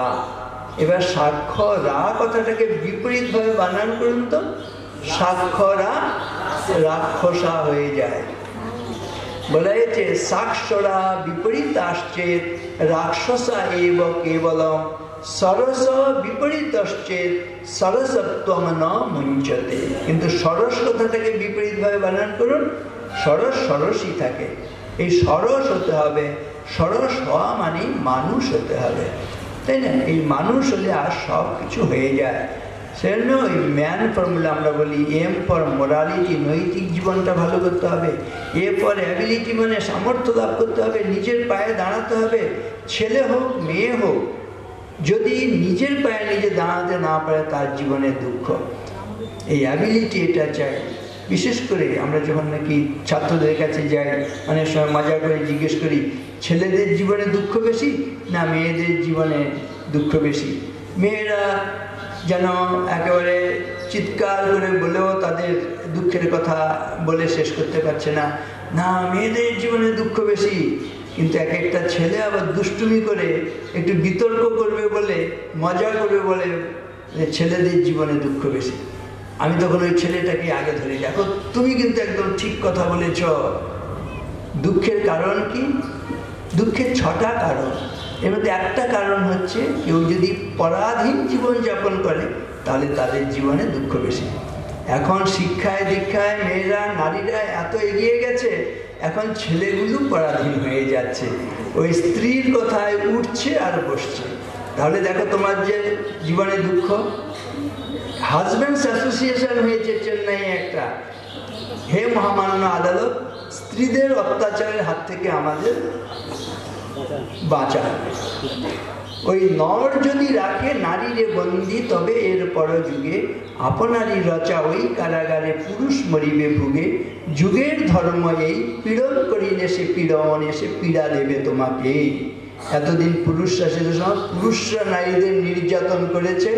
এখন শিক্ষায় দীক্ষায় জ্ঞানে গরিমায় নারীরা এত এগিয়ে যাচ্ছে যে তারা এখন সামর্থ্য লাভ করেছে, শক্তি লাভ করেছে। জগতে এরকম যে শক্তি লাভ করবে, যে দুর্বল তাকে অত্যাচার করবেই করবে। বলছে মা কালী ভগবান, মা কালী ভগবান হয়েও যখন মারছেন তখন কি তিনি শক্তিশালীকে মারছেন না দুর্বলকে? কালী মন্দিরে যে বলি হয় দেখেছেন, হাতি বলি হতে দেখেছেন? ঘোড়া বলি হয়, বাঘ বলি হয়, সিংহ বলি হয় না? মোটেই না। অজাপুত্রম বলিম দদ্দা, বলছে ছাগো শিশু। অজাপুত্র মানে ছাগো শিশুটাকেই বলিদান করো, কারণ দেব দুর্বল ঘাতক। দেবতা হলেও তারা দুর্বলকেই মানেন। ওই বাঘ, হাতি, ঘোড়া, সিংহকে বলি দেওয়া হয় না, ওই দুর্বল সবচেয়ে ছাগো শিশু তাকেই বলিদান করা হচ্ছে। তাহলে মা কালী ভগবান হয়েই যদি দুর্বলকে মারেন, জগতে যদি কারো গায়ে বেশি জোর হয়, যে দুর্বল তাকে চাটি লাগাবে না, তাই না? সেরকম এখন নারীদের জীবনে শক্তি আসছে, সামর্থ্য আসছে, এখন পুরুষদের তারা অত্যাচার করছে। কিন্তু এটা কি জীবন? এটা জীবন নয়। বলছে বিশ্বের যা কিছু মহান সৃষ্টি চিরকল্যাণকর, অর্ধেক তার করিয়াছে নারী, অর্ধেক তার নর। সমান অবদান রয়েছে জগতের যত বড় বড় জয়, বড় বড় অভিযান, মাতা ভগ্নী ও বধূদের ত্যাগে হইয়াছে মহিয়ান। কোন রণে কত খুন দিল নর লেখা আছে ইতিহাসে, কত নারী দিল সিথির সিঁদুর লেখা নাই তার পাশে, কত মাতা দিল হৃদয় উপাড়ি, কত বোন দিল সেবা, বীরের স্মৃতিস্তম্ভের গায়ে লিখিয়া রেখেছে কেবা। কোনো কালে একা হয়নি কোজয়ী পুরুষের তরবারি, প্রেরণা দিয়াছে শক্তি দিয়াছে বিজয় লক্ষ্মী নারী। রাজা করিয়াছে রাজ্য শাসন, রাজারে শাসিল রানী, রানীর দরদে ধুইয়া গিয়াছে রাজ্যের যত গ্লানি। এই যে পুরুষ নারী সকলের সমান অবদান রয়েছে, বিশেষ করে নারীর অবদান। ভারতবর্ষ যদি টিকে আছে পুরুষের শক্তিতে যতটা নয়, নারীর শক্তিতে তারও চাইতে বেশি। বলা হয়েছে রাষ্ট্রস্য সুদৃঢ়া শক্তি সমাজস্য চ ধারিণী, ভারতে সংস্কৃতে নারী মাতা নারায়ণী সদা। এই মাতার শক্তি, নারায়ণীর শক্তি বলছে প্রচন্ড শক্তি। নারীর শক্তি কি করে শক্তি? আপাত দৃষ্টিতে নারী তো দুর্বল, কিন্তু তার শক্তি কোথায়? বলা হয়েছে আমাদের দেশে মৃদুনা দারুণম হন্তি, মৃদুনা হন্তি অদারুণম, না সেব্যম মৃদুনা কশ্চিৎ তস্মা তীক্ষ্ণতরম মৃদু। একটা উদাহরণ দিলে বুঝতে পারবেন যে বাড়িতে যে সদ্যজাত একটি শিশু, কয়েক মাস হয়তো তার বয়স হয়েছে, আপাত দৃষ্টিতে তার তো কোনো শরীরে বল নেই, সে সবচেয়ে দুর্বল। কিন্তু সত্যি কি সে সবচেয়ে দুর্বল না ওই শিশুটাই বাড়ির রাজা? দেখবেন ভেবে, শিশুটা বাড়ির রাজা না? তার তো গায়ে বল নেই, কিছু হলেই সে ভ্যাঁ ভ্যাঁ করে কাঁদছে। কিন্তু যখন সে কেঁদে উঠছে, একটা নিষ্ঠুর মানুষও যদি সে বাড়িতে প্রবেশ করেন, সে ছুটে যাবে, ওই শিশুটার কোনো ক্ষতি হচ্ছে না তো, কোনো বিপদ হয়নি তো, তিনি প্রয়োজন হলে প্রাণ দিয়ে দেবেন ওই শিশুটাকে রক্ষা করার জন্য। তাহলে ওর শক্তি কি? এই মানুষটা তো অত্যন্ত নিষ্ঠুর, তিনি হয়তো শত শত মানুষকে হত্যা করেছেন, দুষ্টবৃত্তি অবলম্বন করেছেন, একটা সমর নায়ক, বহু বিরোধী সৈন্যকে তিনি বধ করেছেন, হত্যা করেছেন, শত সহস্র। কিন্তু এই শিশুটা যেই কেঁদে উঠছে, তার সুরক্ষার জন্য তিনি প্রাণ দিয়ে দেবেন, তো শিশুটাকে বাঁচিয়ে দেবেন। তাহলে এই শিশুটার শক্তি কিসের শক্তি? তার হচ্ছে মাধুর্যের শক্তি, তাই না? এই শক্তি বলছে সবচেয়ে বড় শক্তি। এগুলো দেখুন ভারতবর্ষে এই ধরনের ভাবনাগুলো আছে। বলছে মৃদুনা দারুণম হন্তি, মৃদুতা মানে মাধুর্য দিয়ে যে নিষ্ঠুর দারুণ, তাকে তিনি বশ করতে পারেন। মৃদুনা দারুণম হন্তি, মৃদুনা হন্তি অদারুণম, যে শান্ত স্বভাবের তাকে তো মাধুর্য দিয়ে বশীভূত করা যায়। না সেব্যম মৃদুনা কশ্চিৎ, এই মাধুর্য দিয়ে বশীভূত করা যায় না এমন কেউ নেই জগতে। তস্মাৎ তীক্ষ্ণতরম মৃদু, সে হল সবচেয়ে বলবান, বলশালী হচ্ছে মাধুর্য। এই শক্তি মায়েদের, দিদিদের, বোনেদের মধ্যে বেশি। বলা হয়েছে গীতায়, শ্রী ভগবান বলছেন নারীর শক্তি কোনগুলো?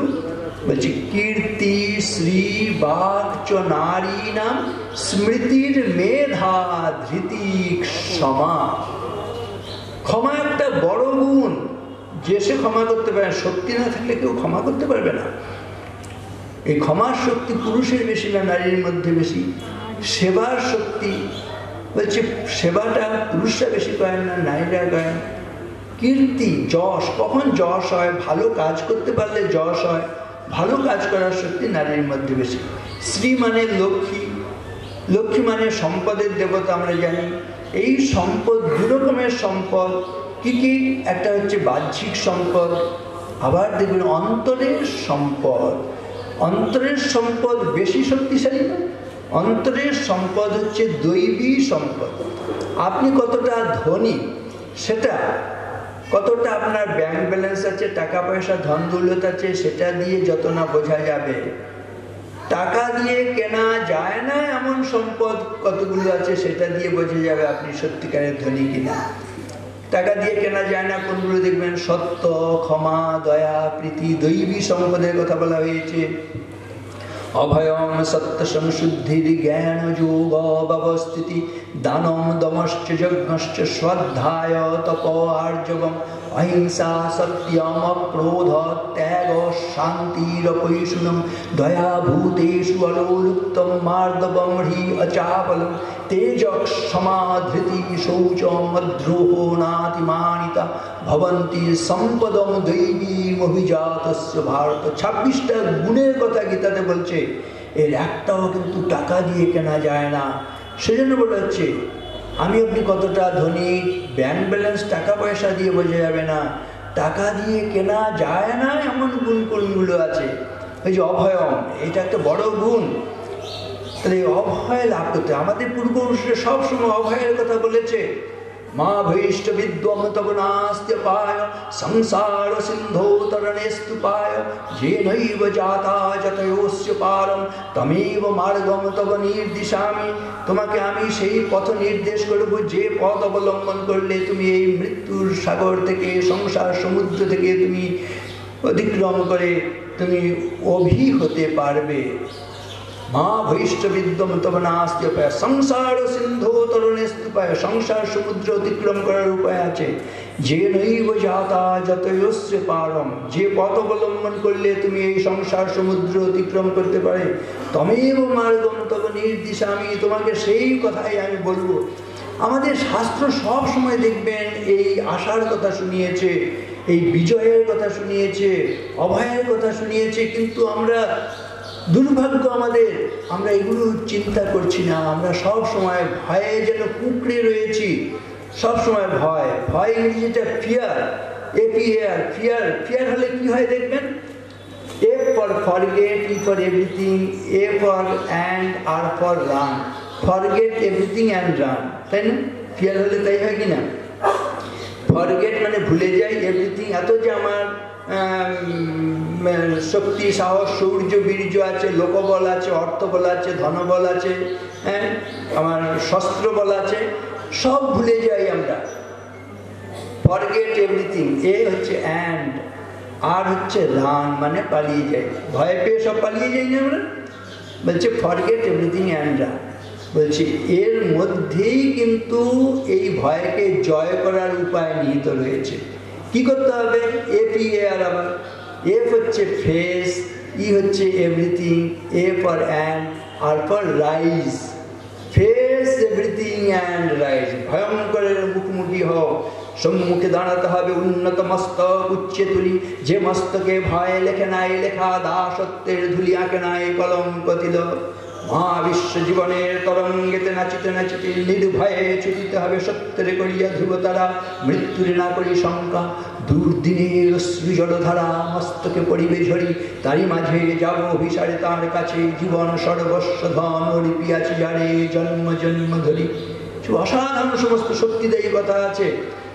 এই যে আমাদের দেখুন দশাবতারের কথা বলা হয়েছে, ধর্মশাস্ত্রগুলো সব সময় কিন্তু শক্তির কথা বলছে। দশাবতারের শক্তি কেমন একটুখানি ভেবে দেখুন।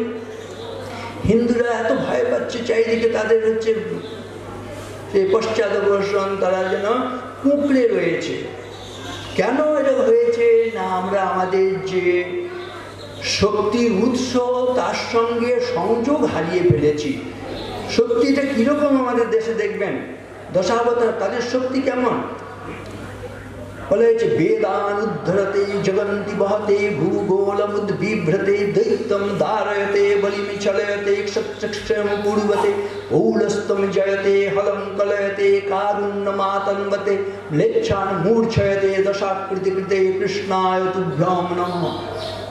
দশাবতারের রূপ আছে না, দেখবেন মৎস্য, কুর্ম, বরাহ এসব আছে তো, নৃসিংহ, বামন, পরশুরাম, রামচন্দ্র, তারপরে বলরাম, আমাদের করুণা অবতার ভগবান বুদ্ধ, এই সব দেখবেন। প্রথম অবতার আমরা জানি, হ্যাঁ, কেশব ধৃত মীন শরীর আছে না, মৎস্য অবতার। মৎস্য অবতার যখন নাকি চারিদিকে জল প্রলয় নেমে এসছে, ধ্বংস, সেখানে সব ভেসে যাচ্ছে, বলছে বেদান উদ্ধরতে, বেদকে তিনি উদ্ধার করলেন। বেদ মানে কি? বেদ মানে আসলে জ্ঞান। এই জ্ঞান রাশিকে উদ্ধার করলেন। একটা জগৎ, হ্যাঁ, ধ্বংস, সেই ধ্বংসের হাত থেকে মৎস্য রূপে তিনি উদ্ধার করলেন। মৎস্যের দেখবেন শক্তি এমন কিছু না, জলে তার শক্তি। এরপর যত দিন যেতে লাগলো এই অবতারদেরও কিন্তু উদ্বর্তন হতে শুরু, শক্তি বাড়তে লাগলো। মৎস্যের পর্বে দেখবেন কুর্ম অবতার আছে না, কুর্ম দেখবেন জগন, তাহলে বেদান উদ্ধরতে জগন্তি বহতে, জগৎকে বহন করেছেন কুর্ম অবতার। কুর্ম পৃষ্ঠের উপর সেই মন্দার আছে না, সব ইত্যাদি হয়েছে, তা সেখানটা হচ্ছে রক্ষা করেছে কুর্মা অবতার। মাছের যা শক্তি, কচ্ছপের তার চেয়ে বেশি শক্তি কিনা? মাছ শুধু জলে থাকে, কচ্ছপ জলেও থাকে, ডাঙায়ও থাকে, তাহলে আরো শক্তি বেশি নিয়ে পরের যুগে এসছেন কুর্মা অবতার। তারপর হচ্ছে বরাহ, বরাহ দেখবেন তার শক্তি আরো বেশি। তাহলে বেদান উদ্ধরতে জগন্তি বহতে, ভূগোলম উদ্বিভ্রতে, ভূগোল পৃথিবীটাকে তিনি বরাহ অবতার তার শুনে করে রক্ষা করলেন, ভূগোলম উদ্বিভ্রতে। তারপর দৈত্যম দারয়তে, এরপরে দৈত্যকে তিনি নাশ করলেন। দৈত্য হিরণ্যকশিপু দৈত্য, তাই না? কি অবতার সেটা? নৃসিংহ ভগবান। ন মৃগম ন মানুষম। তাহলে দেখুন, প্রথমে তাহলে মৎস্য, কুর্ম, তারপর বরাহ, তারপর নৃসিংহ, মানে সেখানে পুরোপুরি পশুও নয় আর পুরোপুরি মানুষও নয়, এরকম একটা অবস্থা। অর্ধেকটা সিংহ আর একটা হচ্ছে মানুষ। তাহলে এরকম একটা রূপ ধরে তিনি এলেন দৈত্যকে সংহার করতে। ভগবান ভক্তের জন্য সব কিছু করতে পারেন। যেই প্রহ্লাদ বলেছে, যখন নাকি জিজ্ঞেস করা হয়েছে তোর বিষ্ণু কোথায় আছেন? সে বলেছে তিনি সর্বব্যাপী। তোর বিষ্ণুকে এই স্তম্ভের মধ্যে আছেন? বলছে হ্যাঁ, স্তম্ভের মধ্যে আছেন।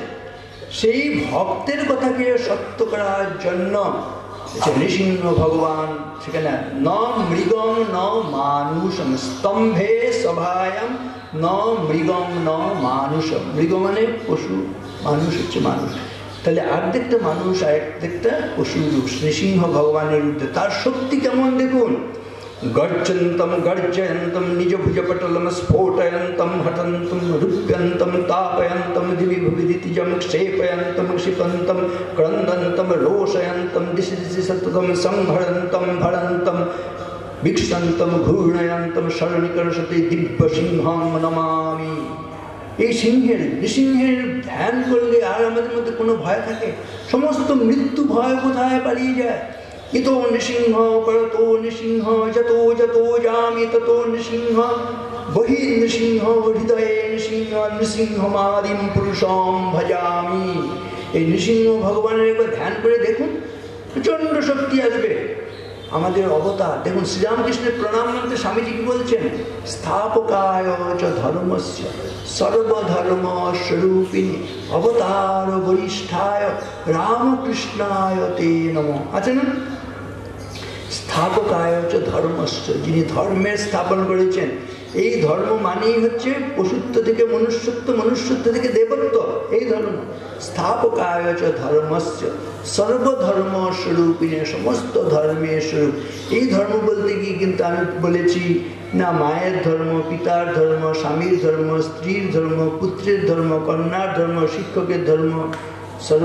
স্থাপকায় চ ধর্মস্য সর্বধর্ম স্বরূপিণী, সব রক্ষা হচ্ছে সর্বধর্ম স্বরূপিণী অবতার ও বরিষ্ঠায়। অবতার দশাবতার আগে বলছি, দশাবতার মানেই হচ্ছে এক একটা যুগকে রক্ষা করছে। ওই মৎস্য, কূর্ম, বরাহ, তারপর বললাম নৃসিংহ, বামন, তাই না? তারপরে হচ্ছে পরশুরাম। আস্তে আস্তে দেখুন ভগবানেরও কীরকম বিবর্তন হচ্ছে। নৃসিংহের পরে বামন মানে খর্বাকৃতি, পুরোপুরি মানুষ হননি, পূর্ণাঙ্গ রূপ আসেনি, ছোট্ট একটা রূপ। তারপরে দেখুন তার মধ্যে একটু যেন উগ্র ভাব রয়েছে। পরশুরাম ক্ষত্রিয় নিধন করছেন, ক্ষত্রিয়রা ভীষণ অত্যাচারী হয়েছে, তাদেরকে দমন করছেন, কুঠার নিয়ে এলেন, সেখানে উগ্রতা নিয়ে এলেন। তারপরে দেখুন রামচন্দ্র এলেন, তিনি হচ্ছেন পূর্ণাঙ্গ একটা মানুষের রূপ ধরে এলেন, সেখানে স্নেহ মমতা এসব নিয়ে একটা পূর্ণ বিকশিত মানুষ রামচন্দ্র, পুরুষোত্তম। আর রামচন্দ্র তারপরে দেখবেন বলরাম এলেন, তার আগে হচ্ছে তারপরে শ্রীকৃষ্ণ এলেন। পৌলস্তম জয়তে মানে রামচন্দ্র, পরে আমরা দেখি পৌলস্তম জয়তে হলন কলয়ত বলরাম, তারপরে কারুণ্য মাতনবতে মানে করুণাবতার ভগবান বুদ্ধদেব। তার শক্তি কীরকম বলা হচ্ছে? সেই শক্তিটা কিন্তু প্রচণ্ড শক্তি। কী শক্তি সেটা?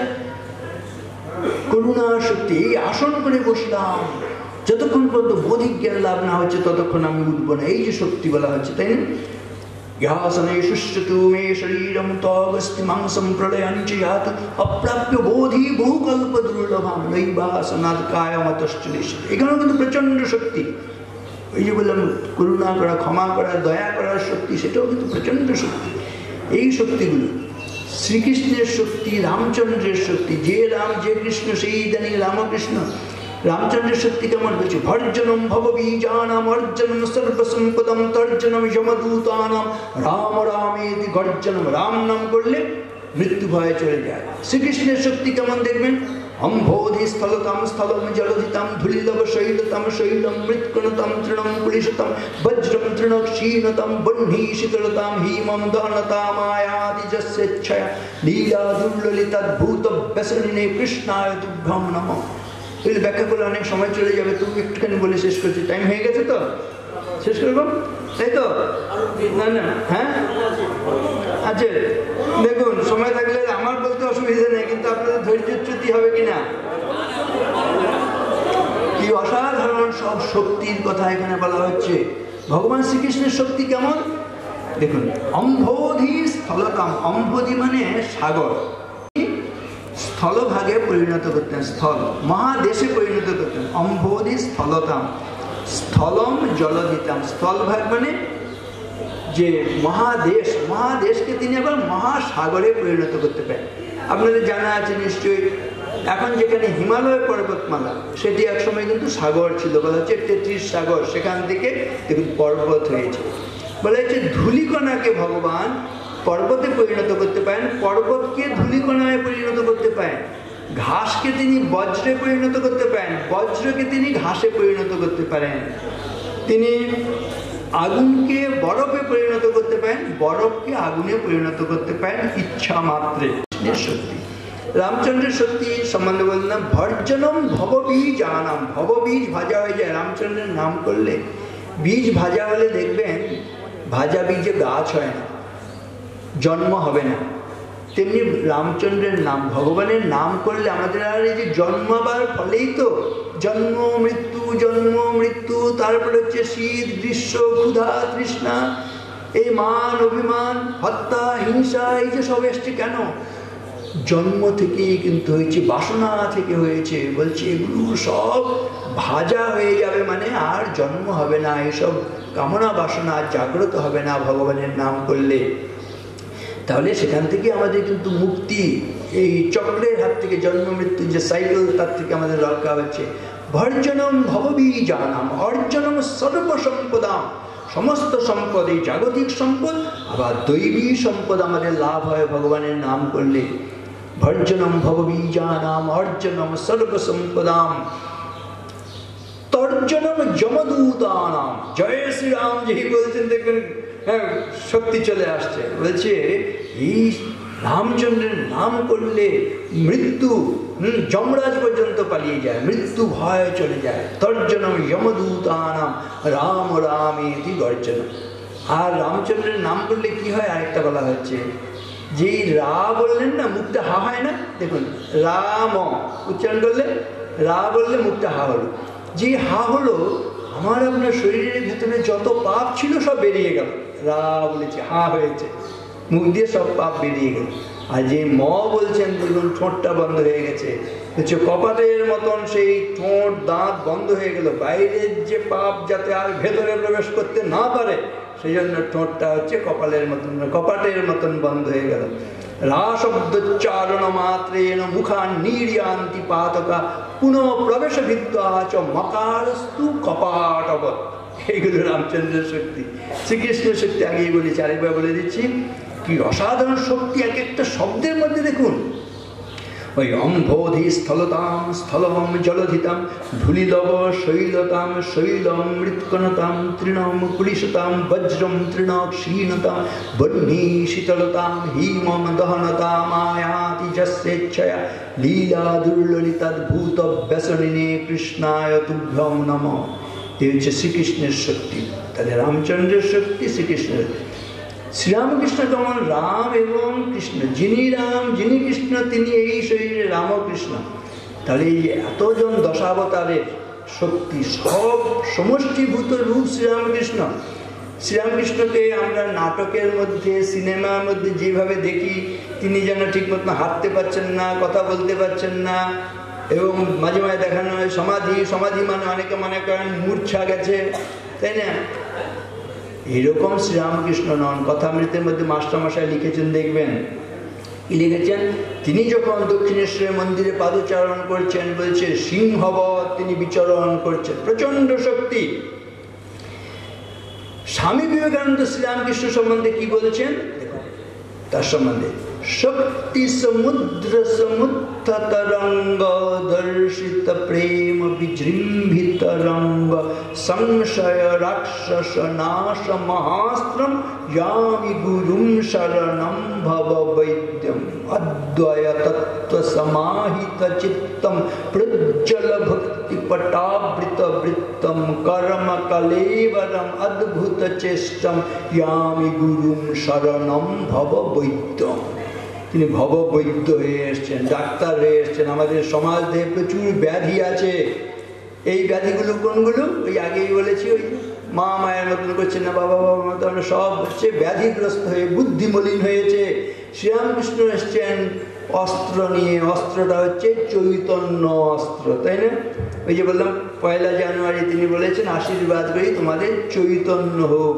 চৈতন্য হয় চৈতন্য সর্বমুৎপন্নম জগতে তচ্চরাচরম তস্মাৎ সর্বেষু কালেষু চৈতন্যস্তু সমাচর। এই যে চৈতন্য আসা মানেই হচ্ছে হুঁশ আসা। আমরা তখন ওই মা মায়ের মতন আচরণ করবো, বাবা বাবার মতন, হ্যাঁ স্বামী স্বামীর মতন আচরণ করবো। এই হুঁশ তখন আসবে, এই শক্তি আসবে। কখন শক্তিগুলো আসে? এই চিন্তা থেকে আগে শক্তি আসবে। এটা তীর্থস্থানে এসছি, তীর্থের শক্তি, কিন্তু আসল শক্তি কোথায় বলতে গিয়ে বলছে শুদ্ধতা থেকে শক্তি আছে। স্বামীজি বলছেন truth, purity and unselfishness, wherever these are present, there is no power below or above the sun to crush the purchaser thereof. Equipped with these, one individual is able to face the whole universe in opposition. সত্য, পবিত্রতা এবং নিঃস্বার্থপরতা, এই তিনটি জিনিস যদি কারোর মধ্যে থাকে, সূর্যের নিচে এবং সূর্যের ওপরে এমন কোনো শক্তি নেই তাকে পরাজিত করতে পারে। আর এই তিনটি জিনিস সত্য, পবিত্রতা এবং নিঃস্বার্থপরতা কারোর মধ্যে থাকলে গোটা বিশ্ব ব্রহ্মাণ্ড যদি তার বিরুদ্ধে দাঁড়ায়, এককভাবে যার মধ্যে সত্য, পবিত্রতা এবং নিঃস্বার্থপরতা আছে তিনি জয়ী হন। এই হচ্ছে শক্তির উৎস।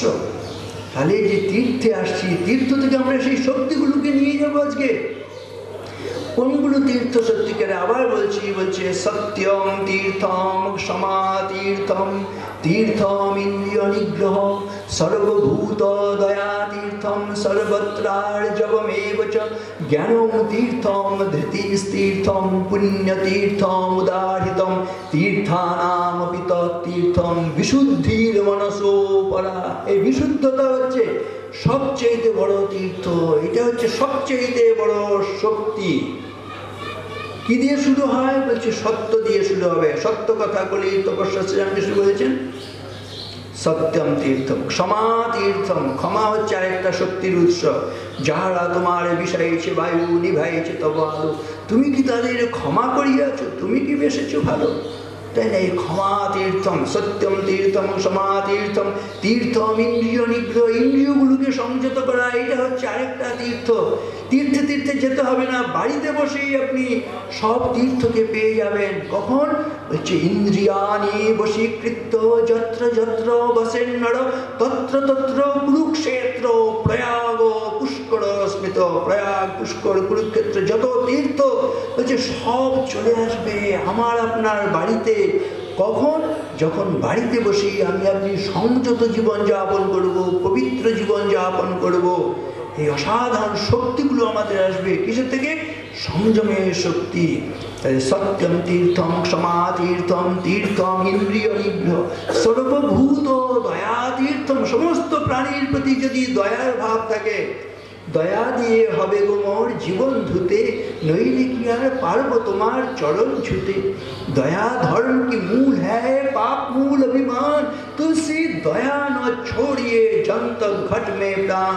যতক্ষণ পর্যন্ত শরীরে প্রাণ আছে ততক্ষণ পর্যন্ত তুমি দয়ারূপ ধর্মকে ত্যাগ করো না। এই দয়া ত্যাগ হয়ে গেলে ধর্ম থাকলো না, সেটা অধর্ম হয়ে গেল। করলেন শাসনাথ রায়তে, কিভাবে আমাদের রক্ষা করছেন, কে ভগবান, কে হরি, কে নারায়ণ। অন্য দুঃখে ন যো দুঃখী, যো অন্য হর্ষে ন হর্ষিত, স এব জগতাম ঈশ নররূপ ধরো হরি। তিনি হরি, তিনি নারায়ণ, তিনি ভগবান, যিনি অন্যের দুঃখে দুঃখী, অন্যের সুখে সুখী। শ্রীরামকৃষ্ণ আমাদের সাধারণ মানুষের দুঃখী, বিশেষ করে মায়েদের, দিদিদের, বোনেদের দুঃখে দুঃখী। সেজন্য তিনি তার জগন্মাতার আরাধনা করলেন, মাতৃবোধন করলেন, নারীদের জাগরণ ঘটালেন। এই যুগ মানে হচ্ছে মাতৃবোধন। যে নারীকে কিনা সবাই বলছে যে নারী হচ্ছে নরকের দ্বার, শ্রীরামকৃষ্ণ সাধনায় তপস্যায় তার হচ্ছে উদ্ভাবনীতে নারী হচ্ছেন বলছে সিদ্ধির দ্বার। তং বৈষ্ণবী শক্তি অনন্ত বীর্যা বিশ্বস্য বীজম পরমাসি মায়া, সম্মোহিতম দেবী সমস্তমে তত্ত্বং বৈ প্রসন্না ভুবি মুক্তি হেতু অহং রুদ্রে বসুভীশ্চরামি। দেখুন এগুলো সব বেদে ছিল, কিন্তু এগুলো সব আমরা ভুলে গেছিলাম। সেখানটার এই মাতৃ জাগরণ, কুণ্ডলিনী জাগরণ, মাতৃ বোধন করছেন। অহং রুদ্রে ভীবসভীশ্চরামি অহমাদিত্যৈরুত বিশ্বদেবৈ অহং মিত্রাবরুণো ভাবিভর্ম্যহম অহম ইন্দ্রাগ্নি অহমশ্বিনোভা। এই বিশ্ব চরাচর সব আমার থেকে জাত হয়েছে। জগৎ প্রসবিনী সারদামা একজন সন্তানেরও জন্ম দেননি, তাহলে কি করে তিনি জননী হচ্ছেন না? তিনি বিশ্বদরা, বিশ্ব প্রসবিনী, নিখিল মাতৃ হৃদয় সাগর মন্থন সুধা মূরতি। সারা বিশ্বে যত মা আছে তাদের হৃদয়টাকে এগীভূত করলে যত করুণা আসবে, যত দয়া আসবে, যত প্রেম আসবে, যত শান্তি আসবে। শান্তি রূপাম ক্ষমা রূপাম স্নেহ রূপাম শুভম করিম সাক্ষাৎ ভগবতী দেবী মাতরম ত্বাং নমাম্যহম। কি অসাধারণ সুন্দর সব মাতৃ প্রণাম মন্ত্র, এগুলো উচ্চারণ করলেই দেখবেন আমাদের মধ্যে সেই শুদ্ধতা আসবে, শক্তি আসবে। শান্তি রূপাম ক্ষমা রূপাম স্নেহ রূপাম শুভম করি সাক্ষাৎ ভগবতী দেবী মাতরম ত্বাং নমাম্যহম। এই যে অসাধারণ সুন্দর মন্ত্রগুলো, এগুলোর থেকে শক্তি। কেনোপমা ভবতু তেস্য পরাক্রমস্য রূপঞ্চ শত্রু ভয়কারী অতিহারী পুত্র চিত্তে কৃপা সমর নিষ্ঠুরতা চ দৃষ্টা তৈয়েব দেবী বরদে ভুবনত্রয়েপি। এগুলো উচ্চারণের শক্তি আসে না? স্বাভাবিক এই শক্তিগুলো এখনকার দিন হচ্ছে। তাহলে শ্রীরামকৃষ্ণের শক্তিমত্তার দিকগুলো আপনাদের দেখতে হবে। স্বামীজি তিনি বলছেন কিন্নাম রোদিশী সকে তৈ সর্বশক্তি আমন্ত্রস্য ভগবান ভগদম স্বরূপম ত্রৈলোক্যমেতদখিলম তব পাদমূলে আত্মৈব হি প্রভবতে না জড় কদাচিৎ। আমরা জড় বস্তু নই, আমরা চৈতন্য। কিন্নাম রোদিশী সকে, ওহে বন্ধু তুমি কাঁদছো কেন? কিন্নাম রোদিশী তৈ সর্বশক্তি, তোমার মধ্যে সমস্ত শক্তি রয়েছে। তৈ সর্বশক্তি আমন্ত্রস্য ভগবান ভগদম স্বরূপম, তোমার স্বরূপটা, তোমার শক্তিটাকে জাগিয়ে তোলো। আমন্ত্রস্য ভগবান ভগদম ত্রৈলোক্যমেতদখিলম তব পাদমূলে। ত্রৈলোক্য স্বর্গমর্ত পাতাল তোমার পায়ের তলায় এসে পড়বে। কেন? ওই জগদীশ্বর ঈশ্বর, আমি পুরুষোত্তম সত্য, আমি তাথিয়া তাথিয়া মথিয়া ফিরিয়ে স্বর্গ পাতাল মর্ত। গীতাতে কি বলেছে? ক্লৈব্যম মাস্মগম পার্থ নৈতত্তৈ উপপদ্যতে ক্ষুদ্রম হৃদয় দৌর্বল্যম তত্ত্বতিষ্ঠ পরন্তপ। এসব আছে না? দেখুন সমস্ত ধর্মশাস্ত্র আমাদের, বেদ বলুন, রামায়ণ বলুন, মহাভারত বলুন, চণ্ডী বলুন, সব জায়গায় শক্তির কথা। তাহলে হিন্দুরা কেন এরকম দুর্বল হয়ে যাচ্ছে? তারা তাদের ধর্মগ্রন্থ ভুলে গেছে, তাদের দশাবতার ভুলে গেছে, দশ মহাবিদ্যা ভুলে গেছে। সেজন্য এখনো যদি বাঁচতে হয় তাহলে আপনাদের কিন্তু এই সূত্রের সন্ধান করতে হবে, শক্তির উৎসের দিকে মোট ফেরাতে হবে। আমাদের পুত্রকন্যা তাদেরকে যদি এই শিক্ষাগুলো না দিয়ে যায় তাহলে কিন্তু আমরা দুর্বল হয়ে যাব, ধ্বংস হয়ে যাব। সেজন্য আত্মরক্ষার জন্য এই শক্তিদায়ী ভাবনাগুলোকে ভাবতে হবে। এই শক্তি, শ্রীরামকৃষ্ণ মানে শক্তি। ওই শক্তি সমুদ্র সমুদ্র তরঙ্গ দর্শিত প্রেম বিজৃম্ভিত রঙ্গ সংশয় রাক্ষস নাশ মহাশ্রম। কেউ কাউকে বিশ্বাস করছি না, সংশয় রাক্ষস, তাই না? সের হাত থেকে রক্ষা হবে। আমরা যেন বলতে পারি ধন্যোহম কৃতকৃত্যোহম বিমুক্তোহম ভবগ্রহাৎ নিত্যানন্দ স্বরূপোহম পূর্ণোহম তদনুগ্রহাৎ। ফলে অহং দেবো ন চান্নস্মি ব্রহ্মী বাহম ন শোকভা সচ্চিদানন্দ রূপ নিত্য মুক্ত স্বভাববান। আমরা সচ্চিদানন্দ স্বরূপ নিত্য মুক্ত স্বভাব। অনেক বাধা বিপত্তি আসলে সব অতিক্রম করতে পারি। বহ্নি বন্যা তরঙ্গের বেগ বিশ্বসার ঝটিকার মেঘ ভূতল গগন মূর্ছিত বিহ্বল করা মরণে মরণে আলিঙ্গন। তারই মাঝে পদ চিরে চিরে নতুন সমুদ্র তীরে তরি নিয়ে দিতে হবে পারি। ডাকিছে কাণ্ডারি এসেছে আদেশ, বন্দরে বন্ধন কাল আজকের মতো হলো শেষ। তরঙ্গের সাথে লড়ি বাহিয়া চলিতে হবে তরি, টানিয়া রাখিতে হবে পাল, আকড়ি ধরিতে হবে হাল, বাঁচিয়ার মরি বাহিয়া চলিতে হবে তরি। যত দুঃখ পৃথিবীর, যত পাপ, যত অমঙ্গল, যত অশ্রু জল, যত হিংসা হলাহল, সমস্ত উঠেছে তরঙ্গিয়া কুল উল্লঙ্ঘিয়া ঊর্ধ্ব আকাশের ব্যঙ্গ করি। তবু বেতরি সব ঠেলে হতে হবে পার। কানে নিয়ে নিখিলের হাহাকার, শিরেলে উন্মত্ত দুর্দিন, চিত্তে নিয়ে আশা অন্তহীন। প্রত্যেকটা শক্তি দেয় না? এইগুলো আমাদের পুত্রকন্যাদের যদি শেখান আর দুর্বলতা আসবে। এই কথাগুলো ওই আমার 3টে বই আছে, এর মধ্যে সংকলন করা হয়েছে। এই ছাত্রছাত্রীদের দিকে তাকিয়ে মূল্যবোধে ধন্যজীবন, এখান থেকে প্রতি বছর বহু বহু বই এখান থেকে নিয়ে যাচ্ছে ভক্তরা, দেখেছি। এবার ছাত্রদের জন্য ছাত্র সংকলন একটা বার করা হয়েছে, কি করলে তারা মানুষ হবে সহজ। তারপরে সুভাষিতে যে সংস্কৃত শ্লোকগুলি, প্রার্থনা মন্ত্রগুলো, দেখুন প্রত্যেকটা কিন্তু শক্তি দেয়। এগুলো সব সংকলন করে বাংলা অর্থ দেওয়া আছে। ইংরেজিগুলো কিছু সংকলন করা হয়েছে, হিন্দি কিছু, এগুলো সংকলন করে ওই সুভাষিতে জীবন গড়া, মূল্যবোধে ধন্য জীবন ছাত্র সংকলন, আর মূল্যবোধে ধন্য জীবন মূল বই। এটা হচ্ছে শিক্ষকদের জন্য, মাতা পিতার জন্য। আপনাদের অনেক পুরস্কার দিতে হয়, উপহার দিতে হয়। এই বইগুলো কিন্তু আমি বলবো সারা জীবন আমি যেগুলো মানে অনুধ্যান করে শক্তি পেয়েছি, আনন্দ পেয়েছি, যেগুলো বলে আমার শান্তি হয়, আনন্দ হয় এবং উজ্জীবিত বোধ করি, তো এগুলো অনেকে বলতেন যে মা এগুলো শুনতে খুব ভালো লাগে কিন্তু মনে রাখতে পারি না। তারপরে সুযোগ হয়েছে সেগুলো ওই বইয়ের আকারে রূপ দেবার। আমার মনে হয় একটা করে, এটা তো মানে নাটক নভেলের মতো পড়ে রেখে দিলাম এরকম বই নয়, এটা এক একটা শব্দ নিয়ে ধ্যান করতে হবে, চিন্তা করতে হবে, এটা assimilate. If you have assimilated 5 ideas and made them your life and character, you have more education than a man who has got by heart a whole library. একটা গোটা গ্রন্থাগার মুখস্থ করার দরকার নেই বলছে। গ্রন্থাগার মুখস্থ করলেও বিদ্যা হবে না যদি আমি আপনি সেটা বাস্তবে কাজে লাগাতে না পারি। সেজন্য স্বামীজি বলছেন যদি কেউ 5টি ভাবকে আত্মস্থ করে সেটা কাজে পরিণত করতে পারে, যে ব্যক্তি একটা গোটা গ্রন্থাগার মুখস্থ করেছে তার চাইতে তার বেশি বিদ্যা হয়েছে। এই আত্মস্থ করার জন্য বইটা সঙ্গে থাকা দরকার, প্রতিটা শব্দ নিয়ে ধ্যান করতে হবে। আমি যেভাবে অনুধ্যান করি, ট্রেনে যাচ্ছি, বাসে যাচ্ছি, গাড়িতে যাচ্ছি, চলছি, ফিরছি, স্নান করছি, সেই সময়ও কিন্তু এগুলো অনুধ্যানের মধ্যে আছে আমার। সেজন্য বললেন কী করে এত বলেন, বললেন আমার তো বলার তো কোনো ব্যাপার নয়, তো এটা আমার সবসময় চিন্তার মধ্যেই আছে, একটার পরে একটা, একটার পরে একটা, একটার পরে একটা। এটা বসে মুখস্থ করার ব্যাপার নেই কিন্তু, তাই না? ভাবনাগুলো এগুলো আমি মনে হয় এই এক একটা ছোট ছোট সহজ জিনিসগুলোকে নিয়ে শুরু করুন, দেখবেন এই সময় নষ্ট হয় না। যে মৌমাছির কথাটা বললাম, মৌমাছি মৌমাছি কোথা যাও না, এত সহজ কবিতা, তো সহজ দিয়ে শুরু করুন, দেখবেন সব মানে আয়ত্ত হবে। পুত্রকন্যা নাতিপুতিদের এগুলো একটু শেখালে আমি মানে নিজে শান্তি পাবো, আনন্দ পাবো। যে অনেকটা সময় হলো আপনারা এই যে মানে আমি থামতে চাইছি, তবু আপনারা বলছেন আরো বলুন, আরো বলুন।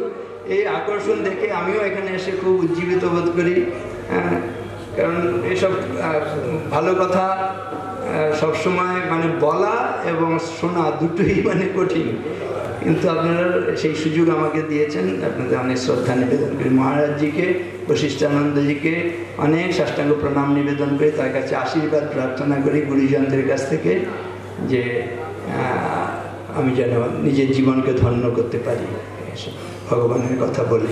নমস্কার।